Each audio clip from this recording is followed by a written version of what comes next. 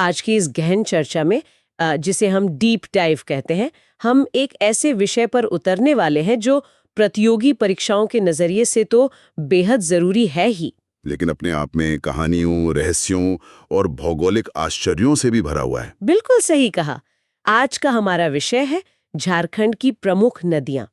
जो भी श्रोता जेएसएससी या जेपीएससी जैसी परीक्षाओं की तैयारी कर रहे हैं या जिन्हें बस भूगोल पसंद है, उनके लिए ये चर्चा बहुत खास होने वाली है। जी, क्योंकि हमारा मिशन आज सिर्फ इन नदियों के नाम या उनकी लंबाई को रटना नहीं है। एकदम, हम इन नदियों के पीछे छिपे भूगोल, उनके इतिहास और संस्कृति को समझने की कोशिश करेंगे, ताकि श्रोताओं के दिमाग में ये सारी जानकारियां एक चित्र की तरह छप जाएं।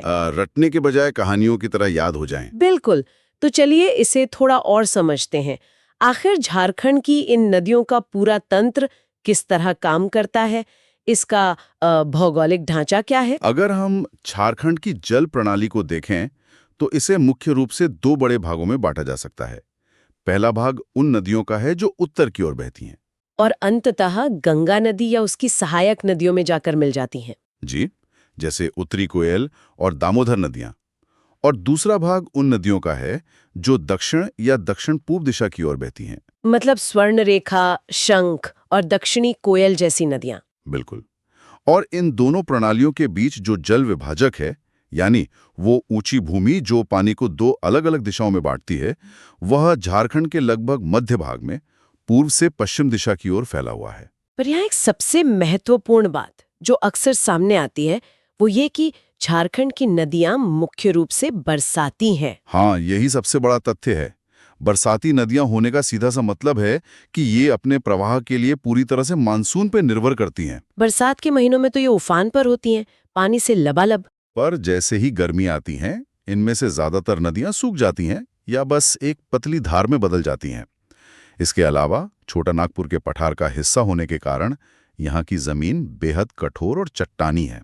एक मिनट, अगर जमीन इतनी पथरीली है और नदियां गर्मी में सूख जाती हैं, तो इसका मतलब है कि इनमें नावों का चलना तो लगभग असंभव ही होगा।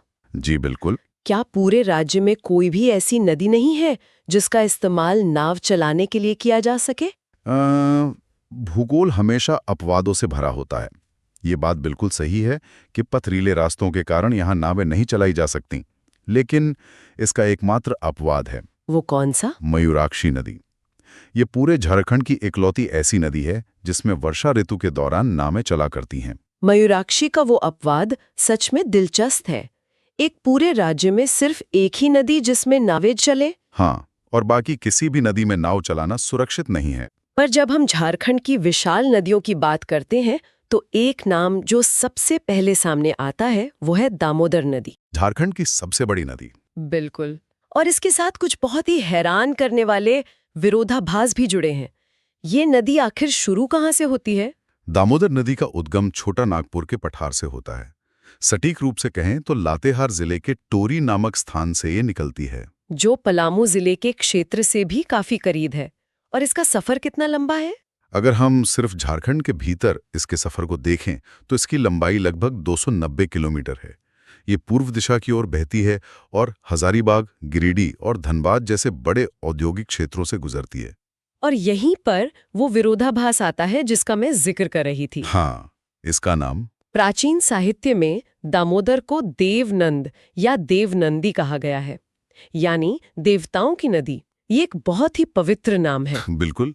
लेकिन इतिहास के पन्नों में इसे बंगाल के शोक के नाम से भी पुकारा जाता है और आज ये राज्य की सबसे प्रदूषित नदियों में से एक है। यहाँ जो बात सबसे ज्यादा रोमांचित करती है वो है इस नदी का पूरा सफर। जब ये पठारी और ऊंचाई वाले इलाकों से बहती है तो बरसात में इसमें बहुत तेजी से पानी भर जाता है और फिर ये मैदानी इलाकों में तबाही मचाती थी। एकदम सही। जब ये अथाह पानी अचानक बंगाल के मैदानी इलाकों में प्रवेश करता था तो वो भयंकर बाढ़ का रूप ले लेता था। इसी विनाशकारी बाढ़ के कारण इसे बंगाल का शोक कहा जाने लगा। जी, ये बांकुड़ा के निकट से गुजरते हुए अंततः हुगली नदी के साथ मिलकर बंगाल की खाड़ी में समा जाती है। और इसी तबाही को रोकने के लिए बाद में दामोदर घाटी निगम यानी डीवीसी की स्थापना की गई थी ना? हाँ, और इस पर कई बांध बनाए गए। इन बांधों को बनाने में दामोदर की सहायक नदियों का बहुत बड़ा योगदान है। सहायक नदियों की बात करें तो दामोदर का परिवार काफी बड़ा है। कुनार, बोकारो और बराकर। बिल्कुल, ये नदियां मिलकर दामोदर को वो विशालता प्रदान करती हैं।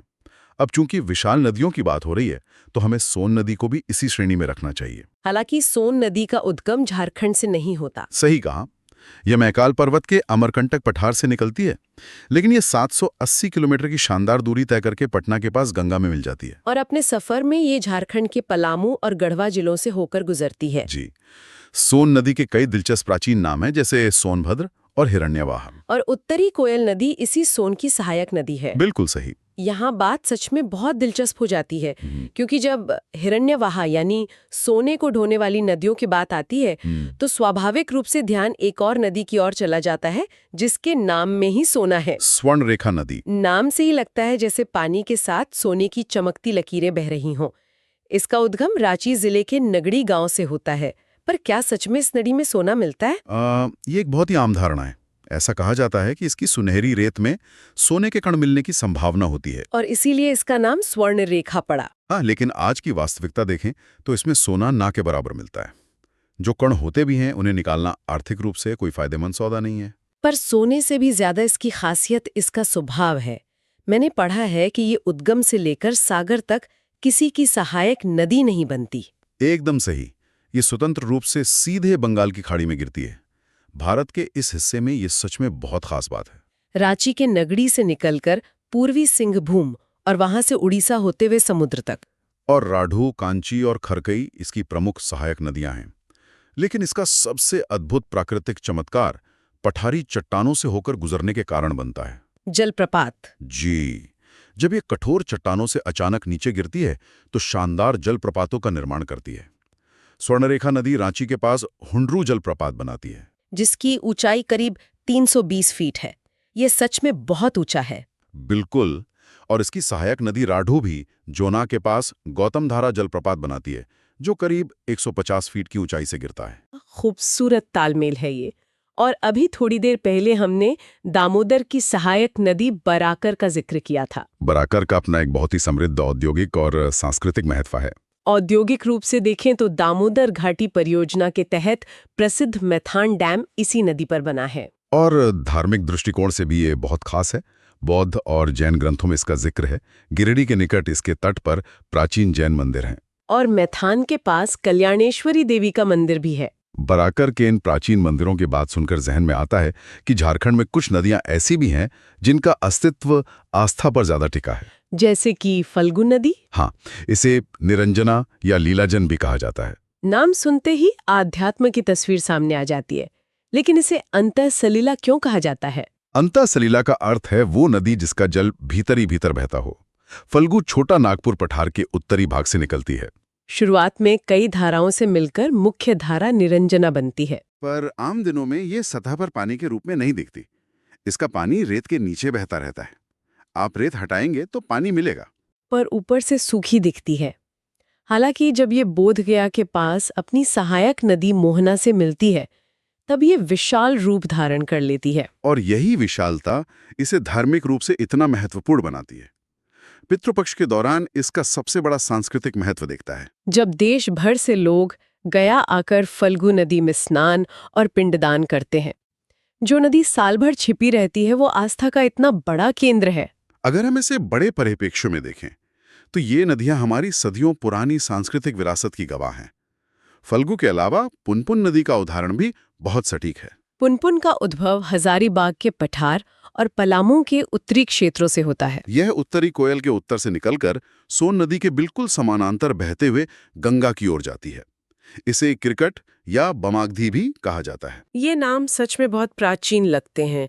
किकट, वमागधी, निरंजना, ऐसा लगता है हम कोई प्राचीन ग्रंथ पढ़ रहे हो। गंगा में मिलने से पहले इसमें दर्धा और मोहर नदियां भी मिलती हैं। बिल्कुल। इसी कड़ी में सकरी नदी का नाम आता है। ये रामायण काल में सुमागधी के नाम से जानी जाती थी। और ये अपना मार्ग बदलने के लिए बहुत कुख्यात है ना? जी, कब रास्ता बदल ले कोई भरोसा नहीं। और सांस्कृतिक विरासत में चानन नदी का जिक्र भी जरूरी है। चानन, जिसका असली नाम पंचानन है। ठीक कहा। माना जाता है कि ये नदी 5000 छोटी छोटी धाराओं के मेल से विकसित हुई है। 5000 धाराओं का संगम, ये कल्पना ही बहुत रोमांचक है। छोटा नागपुर के पठार से निकलकर ये धाराएं आपस में मिलती हैं। अब तक हमने विशाल नदियों की बात की, सोने की रेत समझी और रामायण काल के रहस्य जाने, पर कुछ नदियां अपनी दिशाओं के लिए पहचानी जाती हैं। जैसे मयूराक्षी नदी, जिसे मोर नदी भी कहते हैं। ये देवघर के त्रिकुट पहाड़ से शुरू होती है। ऊपरी प्रवाह में इसे मोतिहारी कहा जाता है। आगे चलकर जब भुरभुरी नदी इससे मिलती है, तब ये मोर या मयूराक्षी बन जाती है। और दुमका से होते हुए हुगली प्रवाह तंत्र में मिल जाती है। दिशाओं के साथ साथ कुछ नदियां प्राकृतिक सीमा भी बनाती हैं। जैसे अजय और कनाहार नदियां। अजय नदी मुंगेर से निकलकर देवघर में प्रवेश करती है और पत्थरों तथा जयंती जैसी सहायक नदियों के साथ बहती है। और दूसरी ओर कनाहार नदी, जो सरगुजा से शुरू होकर पलामू के साथ लगभग 80 किलोमीटर की लंबी प्राकृतिक सीमा बनाती है। दिशाओं और सीमाओं का एक खेल सच में किसी भूल भुलैया से कम नहीं है। और ये तकनीकी दृष्टिकोण से भी महत्वपूर्ण है। मयूराक्षी नदी पर कनाडा के सहयोग से मसांजोर डैम बना है, जिसे कनाडा डैम भी कहते हैं। जी। और दिशाओं के खेल की बात करें तो कोयल नदियों का प्रवाह समझना बहुत रोचक है। उत्तरी कोयल और दक्षिणी कोयल, ये तो बिल्कुल विपरीत दिशाओं में बहती हैं। हाँ, उत्तरी कोयल रांची के पठार से उत्तर की ओर बहती है और सोन नदी में मिल जाती है। ये भी एक बरसाती नदी है जो गर्मी में सूख जाती है, पर जब महुआ टांड से निकलने वाली बूढ़ा नदी इससे मिलती है तो ये बूढ़ा घाट जलप्रपात का निर्माण करती है। और इसके ठीक विपरीत दक्षिणी कोयल नगड़ी से पश्चिम की ओर निकलती है, फिर दक्षिण की ओर मुड़कर शंख नदी की तरफ चली जाती है। दक्षिणी कोयल की सबसे बड़ी सहायक नदी कारो है।